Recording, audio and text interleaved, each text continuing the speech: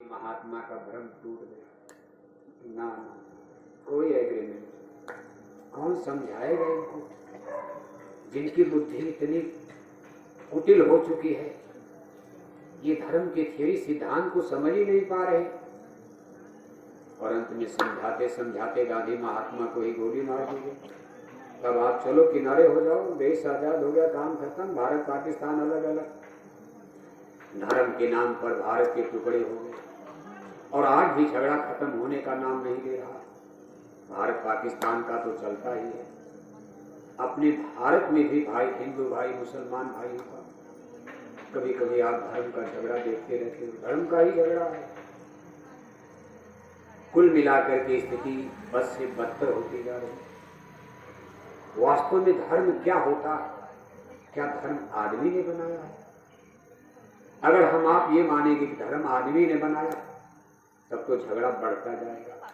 जब हम आप ये मान लेंगे कि धर्म ईश्वर की बनाई चीज है, धर्म भगवान, और सत्य यही है, ईश्वर ने ही धरती बनाई, सूरज बनाए, चंदा बनाए, तारे बनाए।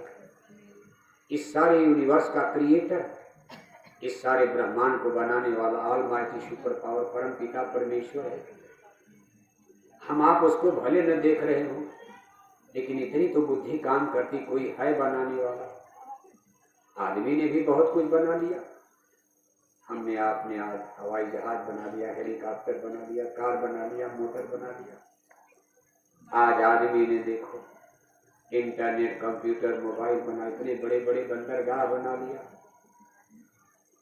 अणुबम, परमाणु बम, चंदा मामा पर जाने वाला जहाज बना लिया।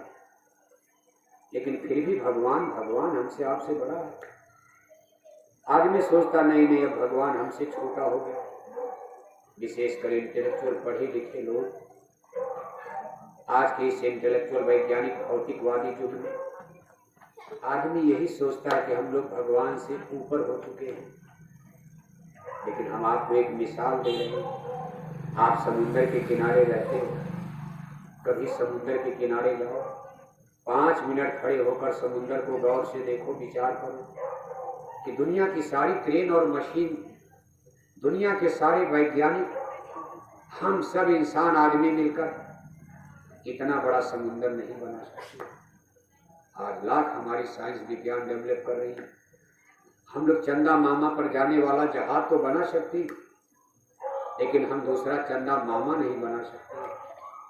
हमारी धरती की आबादी बढ़ रही है, सरकारें चिंतित हैं, पूरा आसमान अंतरिक्ष खाली पड़ा है।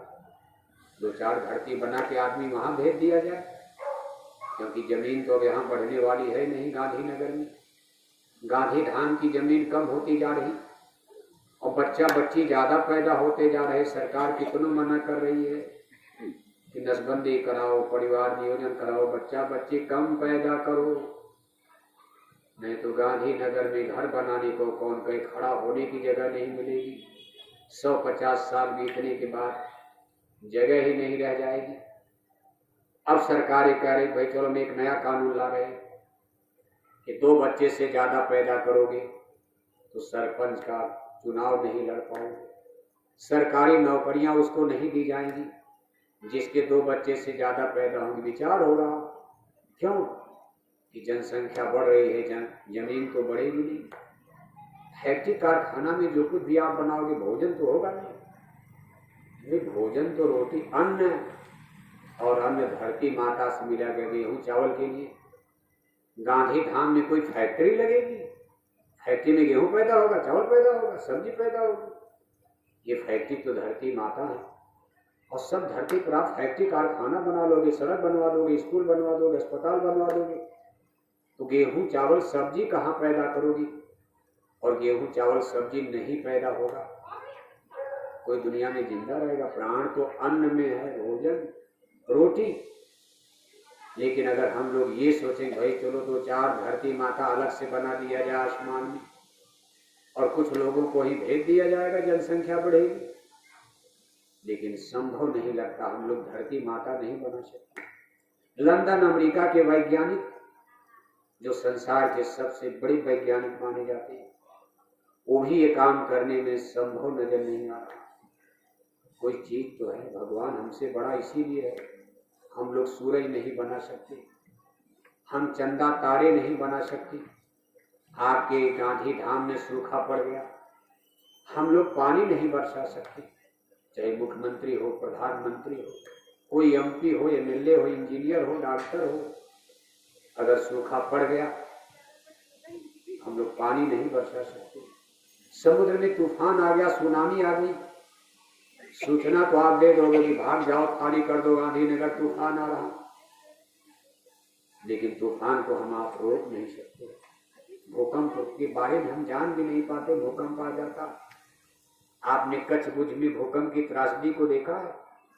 अगर आज वो प्रकृति नाराज हो जाए, समुद्र की लहरें 100 फुट ऊपर ऊंची उठ जाए, तो गांधी धाम में या अहमदाबाद तक की कोठियां एक भी नहीं बचेगी। धरती पर प्रलय मच सकती है, इसलिए कोई है हमसे आपसे बड़ा है।